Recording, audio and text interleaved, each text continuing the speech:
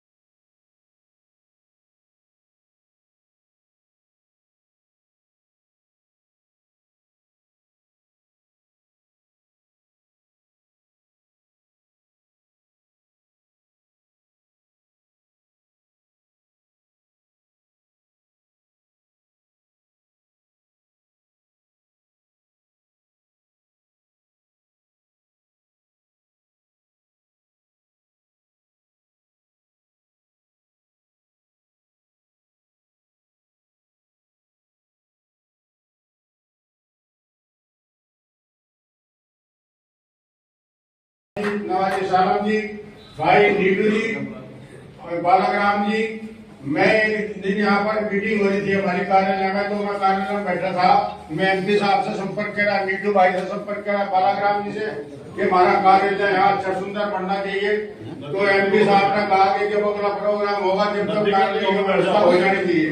हम सब लोगों ने मिलकर पार्टी वालों ने प्रयास किया और कार्यालय हमारा हाईवे पर हुआ, बहुत सुंदर शानदार कार्यालय बनेगा। वहाँ पर फ्लैक्सी लगेगी।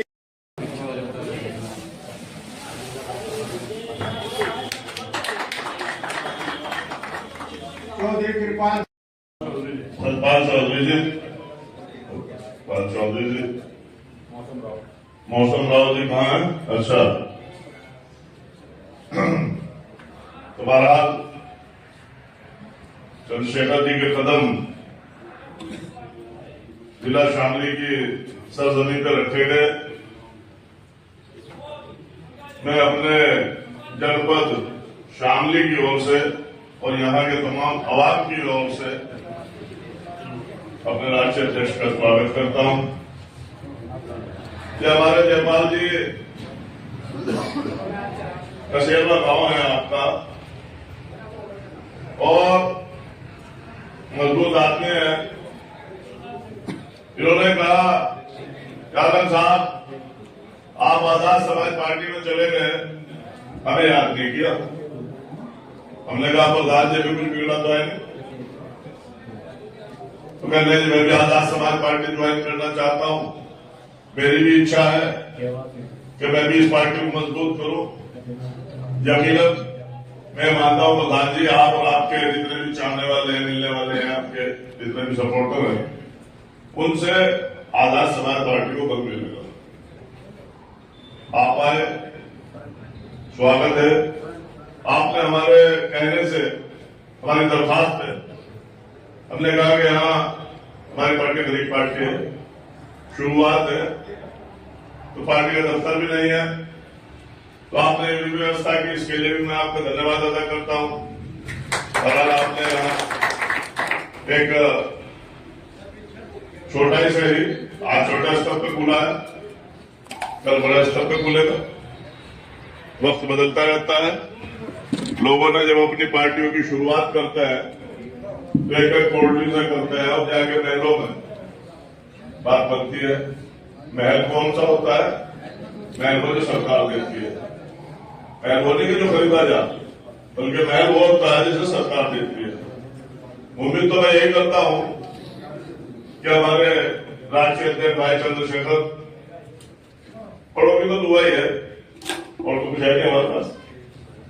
अब तो दुआ वो है आपके लिए कि वो ईश्वर, वो भगवान, वो अल्लाह आपकी इतनी तरक्की दे कि आप इस प्रदेश के जो हालात हैं उनको उसमें बदलाव लाओ। हालांकि कोशिश बहुत करते हैं आप पार्लियामेंट में, पार्लियामेंट के बाहर बोलते हैं, मुखर होकर बोलते हैं, कहते भी हैं कि संविधान का गला घोटा जा रहा है। तो उसको बहरहाल जिस दिन आप या आपके समर्थन से जो सरकार कभी बनेगी तो मुझे पूरा यकीन है कि जो हालात है उसमें पूरी तरीके से तब्दीली आएगी। ज्यादा ना बोल के, क्योंकि चंद्रशेखर जी को अपने अभी भविष्य में जाना होगा, है ना, और उन भी जाना है। बहरहाल हम लोग तो जाएंगे प्रोग्राम हुए जिले में, थोड़ा बहुत टाइम लगा देते हैं, लेकिन असल मेहनत तो इन लोगों की होती है। जो हमारे राष्ट्रीय अध्यक्ष हैं, हम तो फेसबुक के जरिए देखते हैं, आज बनारस में है, कल इलाहाबाद में है, परसों जौनपुर में है, परसों उसके बाद लखनऊ में है, उसके बाद आपका बिहार में है, उड़ीसा में है। बहरहाल मेहनत करते हैं और मुझे उम्मीद है आने वाले कल में इस मेहनत का सिला मिलेगा। और ऐसा कोई इंसान नहीं जिसका आरोप न लगते हो, ऐसा कोई बचावा नहीं है जिसको, क्योंकि जब आदमी उठता है तो उसकी टाइम खींचने वाले बहुत लोग पैदा हो जाते हैं। तो इससे हमें घबराने की और परेशान होने की जरूरत नहीं है।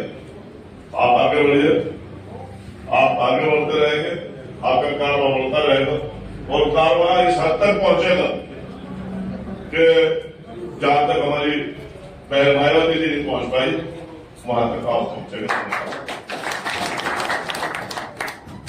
रामनिवास जी, पिटोली और यशपाल जी की सेवा कला, यशपाल अमरदास जी भी आकर मान्य सांसद जी का, अध्यक्ष जी का स्वागत करें। आवे भाई, कोई नाराज नहीं हो, कोई ऐसा होगा नाराज नहीं हो, आ जाओ। ये थोड़ा बाद में करा देते हैं, 5 मिनट ये बोलते हैं बस, 5 मिनट। और आओ रामनिवास जी, जल्दी आ जाओ, आ जाओ, मैं जल्दी कर यशपाल जी, यशपाल अमरदास जी का सेवा करावे। आ जाओ, जाओ, जाओ।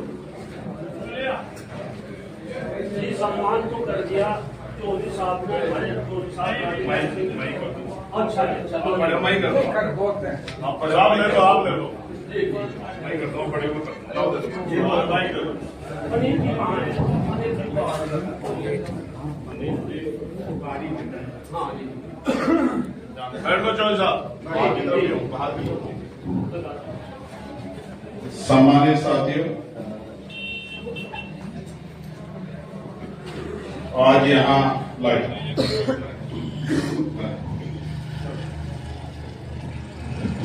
शामली में जिला कार्यालय पर जो आज ही जिसका फीता मेरे द्वारा काटकर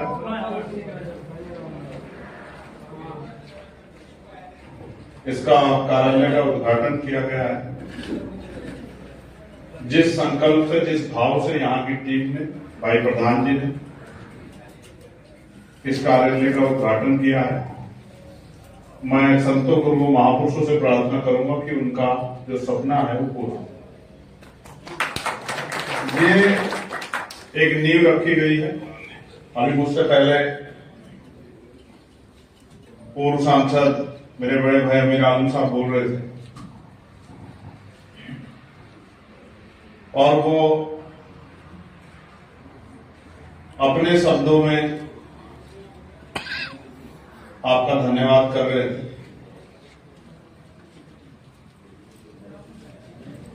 मंच पर और भी हमारे सम्मानित नेतागण यहां मौजूद हैं। मेरा अनुभव है, किसी भी काम को करने के लिए 4 चीजों की आवश्यकता पड़ती है। पहला, कार्यकर्ता, दूसरा कार्यालय, तीसरा कोष और चौथा कार्यक्रम। जब ये चारों चीजें आपके पास होती है और इन चारों चीजों का सही तरह से उपयोग होता है तो फिर कोई भी लक्ष्य नामुमकिन नहीं। कार्यकर्ता हमारे पास हैं, बेजोड़ मेहनत करने वाले कार्यकर्ता हैं जिनका कोई मुकाबला नहीं, अनस्टॉपेबल है। दिन रात आंधी तूफान धूप छाव कुछ नहीं देखते, साधन संसाधन की परवाह नहीं करते। क्योंकि पिछले 11-12 साल में तो मैं ही इनको वो कर रहा हूं, ऑपरेट कर रहा हूं, मैं जानता हूं। कार्यालय की स्थापना आप सब लोगों के सहयोग से, प्रधान जी के सहयोग से, यहाँ के इस परिवार के सहयोग से हुई, उनको बधाई। ये कमी थी, ये कमी पूरी होगी। अब हम यहाँ बैठ के अगले महीने क्या करेंगे, उससे अगले महीने करेंगे, सारे कार्यक्रम यहाँ बना सकते हैं और अपनी पार्टी को चलाने के लिए। अभी जैसे भाई साहब ने कहा, हालांकि बहुत मजबूत है, उनको नहीं कहना चाहिए कि हमारी पार्टी गरीब पार्टी, मैं कहूँ तो अच्छी बात है। ये तो सक्षम आदमी, इनको नहीं कहते, इनको तो और आगे हाथ बढ़ा देना चाहिए, कहीं कोई कमी ना रहे। हम तो ये भी प्रार्थना करेंगे कि कुदरत इनको जो ये खर्च करे उनका 4-5 गुना इनको आशीर्वाद के रूप में लौटा देते। तो मेरे मन में काफी बातचीत हो जाती है, हम कई मुद्दों पर चर्चा करते हैं, तो आज तो मैंने उनको कह दिया, बाकी वो तो पुराने आदमी सब चीजों खुद ही समझते हैं। कोष तब इकट्ठा होता है जब लोगों की भावना जुड़ जाती है। आप देखना, जिस चीज से भावना जुड़ी होती फिर उसके लिए किसी का हाथ फैलाना नहीं पड़ता। मेरा तजुर्बा, ये अनुभव मेरे पास, जब सामूहिक रूप से हम कोई काम करते हैं उसमें एक दूसरे का विश्वास जुड़ा होता है। उस विश्वास में जिस दिन को विश्वास पक्का हो जाएगा, आप मेरी बात को याद रखना, जनता मालिक होती है, लोकतंत्र है, जनता सब कुछ है, जनता जिसे चाहे आगे बढ़ा दे, जिसको चाहे पीछे हटा दे। मैंने बड़े बड़े नेता जो अपने आप को कहते हैं कि हमें कोई हरा नहीं सकता, इस देश में प्रधानमंत्री भी चुनाव हारे हैं, मुख्यमंत्री अभी वर्तमान में आप दिल्ली चले जाओगे तो दिल्ली के पूर्व मुख्यमंत्री कहते थे मुझे कोई हरा नहीं सकता। आपने भी सुना होगा, मैंने भी सुना, वो भी हारे। उत्तराखंड के मुख्यमंत्री, वर्तमान के मुख्यमंत्री, पूरी सरकार बन गई, वो हार गए। दामिल राजनीति बदल गई, जनता मालिक है, जो जनता के साथ रहेगा, भाईचारा बना के रखेगा, जन भावना का सम्मान करेगा, जनहित के मुद्दों पर लड़ेगा, आज नहीं तो कल जनता का ध्यान उसकी तरफ आगे बढ़ेगा। जनता का ध्यान जैसा आगे बढ़ जाएगा वो आदमी आगे बढ़ता है। मैं उनमें से एक, हमने जो कुछ तैयार किया है हमारे कार्यकर्ताओं की मेहनत पर तैयार किया है, या फिर आप बड़ों का, महापुरुषों का, बहनों माओं का आशीर्वाद, बड़े बुजुर्ग अभिभावकों का सहयोग है। ऐसा नहीं है कि हम पे कुछ अलग है, हमने कोई लड़ाई नहीं देश की जो ना लड़ी। किसानों की लड़ाई में हम सबसे आगे थे, पहलवान बेटियों के सम्मान की लड़ाई में हम सबसे आगे थे, एनआरसी की लड़ाई में जब मुस्लिम भाइयों पर अत्याचार हुआ हम सबसे आगे थे, जेल भी गए, लाठियां भी खाई हमने, और कमजोर वर्गों पे जहां भी कोई बात आती है हम सबसे आगे रहते हैं।